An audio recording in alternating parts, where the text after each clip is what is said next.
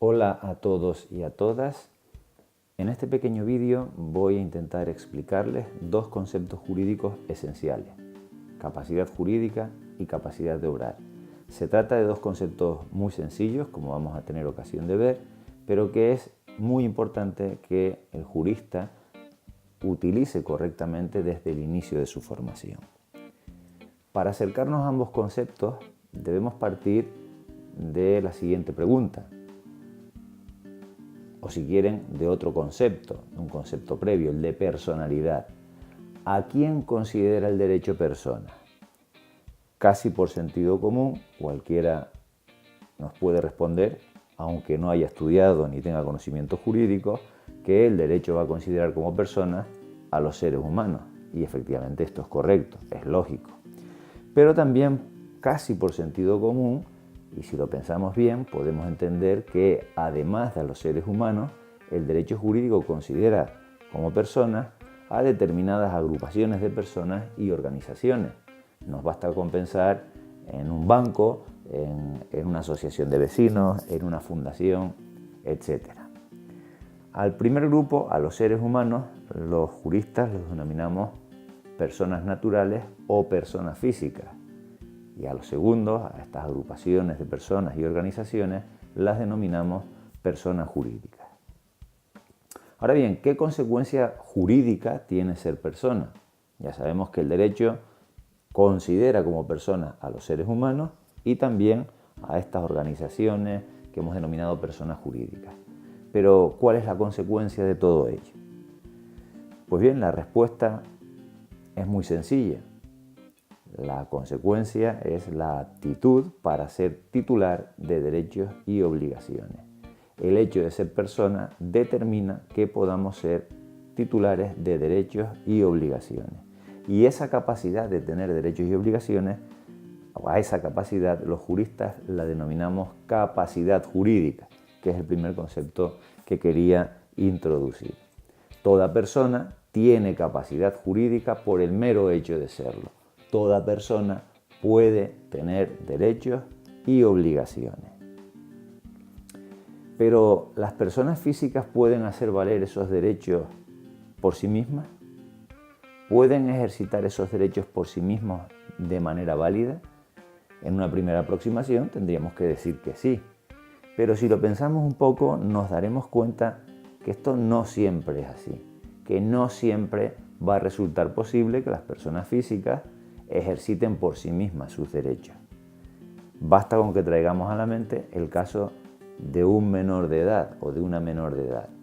El ordenamiento jurídico no le va a permitir hacer valer por sí mismo sus derechos porque entiende que en muchos casos no tiene la capacidad de juicio suficiente para hacer las cosas por sí misma. La pregunta que nos debemos hacer a continuación es: ¿y cómo sabemos quiénes son las personas que sí pueden hacer valer sus derechos por sí mismos y quiénes son las personas que no pueden hacer valer esos derechos por sí mismas?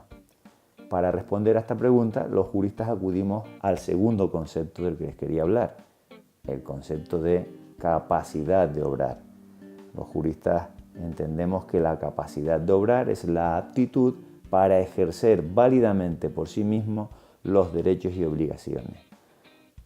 Este concepto, la capacidad de obrar, es el que utilizamos para saber cuándo una persona puede ejercer válidamente los derechos de los que es titular por sí misma. El problema que presenta este segundo concepto, la capacidad de obrar, es que no es igual para todas las personas. Anteriormente decíamos que todas las personas, por el mero hecho de serlo, tienen capacidad jurídica. Sin embargo, no todas las personas tienen idéntica capacidad de obrar. El derecho contempla graduaciones. Este segundo concepto, la capacidad de obrar, contempla graduaciones. En la siguiente tabla vamos a intentar ver cuáles son las más importantes de esas graduaciones. En principio, la capacidad de obrar, que los juristas llamamos plena, el ordenamiento jurídico se lo reconoce a todas las personas que son mayores de edad. Todas las personas que alcanzan la mayoría de edad, que en nuestro ordenamiento jurídico está contemplado a los 18 años, decimos los juristas, tienen capacidad de obrar plena. Es decir, les reconocemos la capacidad de ejercer los derechos por sí misma, de hacer valer sus derechos por sí misma. Por el contrario, los menores de edad, decimos los juristas, tienen su capacidad de obrar limitada. No pueden ejercer sus derechos por sí mismos, o al menos no en la misma extensión que lo pueden hacer los mayores de edad. A ello hay que añadir que en determinadas circunstancias y por decisión judicial, la capacidad de obrar de las personas puede ser modificada. Es lo que ocurre en los casos de incapacitación o de prodigalidad.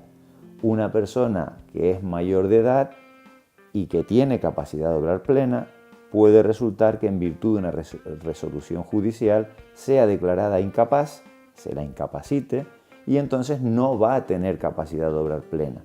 Va a sufrir una modificación en su capacidad de obrar, de tal manera que habrá cosas que no puede hacer válidamente por sí misma. Y lo mismo podemos decir respecto a las personas a las que se declara pródigas. Y finalmente hay que contemplar una última variable, y es que en ocasiones el ordenamiento jurídico para determinados actos exige una capacidad especial. No nos basta con la capacidad de obrar plena. En nuestro derecho el ejemplo más paradigmático y clásico es el de la adopción. El ordenamiento jurídico exige que para adoptar se tengan 25 años. De manera que una persona que tiene 19 años, a pesar de tener capacidad de obrar plena, no puede adoptar, puesto que el ordenamiento jurídico exige una capacidad especial para ello.